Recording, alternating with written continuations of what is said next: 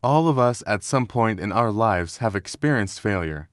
We've lost games, failed exams, messed up relationships, lost jobs. And if we let these experiences define us, then life is gonna be pretty damn hard. The reality is that this is all part of life, and it's how we respond to these setbacks that will ultimately determine how successful we are in our goals. There was a quote that I read that really stuck with me.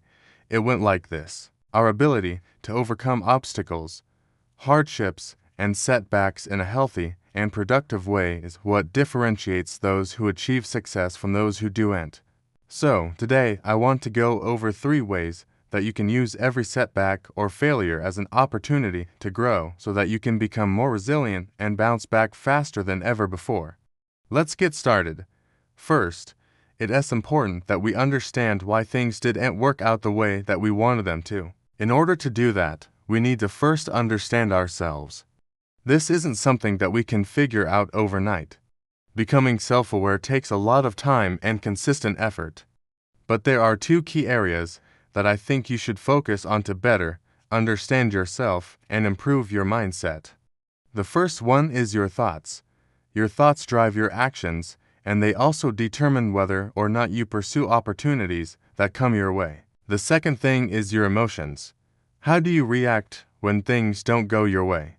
Are you able to control your emotions and use them to your advantage? Or do you find yourself feeling angry, sad, or depressed for days? Take some time to write down the following questions and try your best to answer them honestly. What are my strengths and weaknesses? What are my core values? What are my beliefs about myself?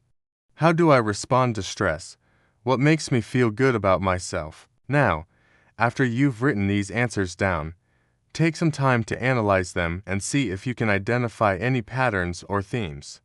For example, if you notice that you read constantly negative about yourself or that you get really defensive when you re-criticized, then you know that these are 2 areas that you need to work on.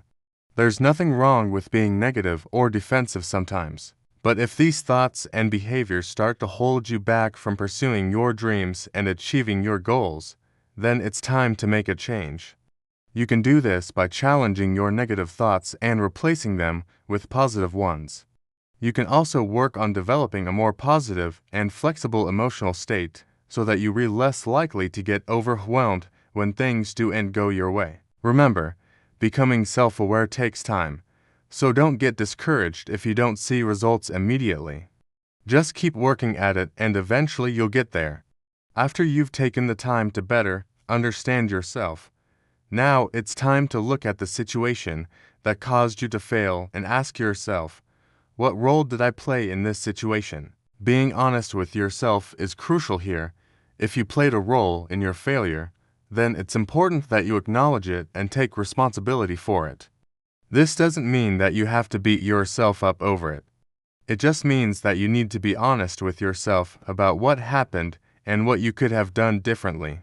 On the other hand, if you don't think that you played a role in your failure, then ask yourself, am I being too hard on myself? Sometimes we can be our own worst enemies and we end up failing because we set unrealistic expectations for ourselves.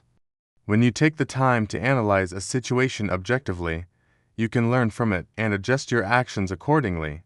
This is the key to bouncing back from failure and using it to your advantage. However, there's also times where you may fail despite doing everything right. These situations can be especially difficult because it can feel like no matter what you do, you're never going to succeed. When this happens, it's important to remember that sometimes things just don't go our way, and that's okay. It's not the end of the world. Instead of focusing on the fact that you failed, focus on the fact that you tried. You put yourself out there and you didn't give up. That's something to be proud of, and even though it might not seem like it at the time, this experience will make you stronger and more resilient in the future. Once you've figured out why you failed, it's time to make a plan to improve. This is the most important step because it's where you actually turn the failure into a learning experience. Sit down and write down the steps that you're going to take to improve your chances of success next time. Be specific and realistic with your goals, then set a timeline for when you're going to accomplish them. Make sure that your goals are SMART, specific, measurable, achievable, relevant, and time-bound.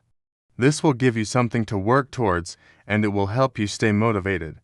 Now, once you've made your plan, it's time to put it into action. Start taking small steps towards your goal and don't be afraid to ask for help along the way.